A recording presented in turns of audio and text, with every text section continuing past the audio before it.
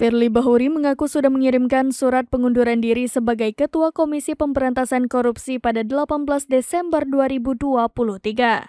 Surat itu dikirimkan ke Presiden Joko Widodo melalui Menteri Sekretaris Negara Pratikno, ucap Firly di kantor Dewan Pengawas KPK Jakarta Selatan pada Kamis 21 Desember 2023. Inti dari surat itu, kata Firly, dirinya menyatakan berhenti dari posisi Ketua KPK serta tidak ingin meneruskan masa jabatan hingga 2024. Selain itu, keinginan Firly juga sudah disampaikan kepada seluruh anggota Dewan Pengawas KPK. Firly menegaskan menolak keputusan perpanjangan masa jabatan pimpinan KPK. Ia berterima kasih atas waktu 4 tahun bekerja di KPK. Sebelumnya, vonis dugaan pelanggaran etik untuk Ketua Nonaktif KPK Firly Bahuri segera rampung. Dewan Pengawas KPK tinggal memeriksa pelapor dan terlapor sebelum memberikan hukuman untuk Purnawirawan Jenderal Bintang 3 Polri itu.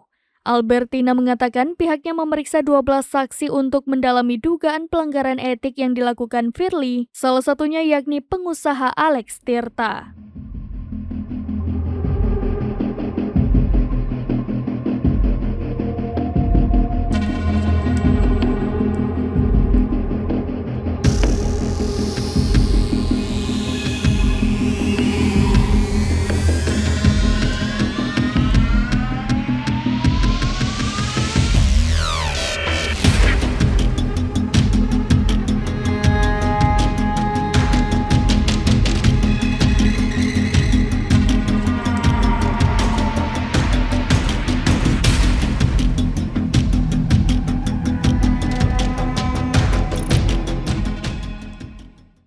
Download Tribun X sekarang, menghadirkan lokal menjadi Indonesia.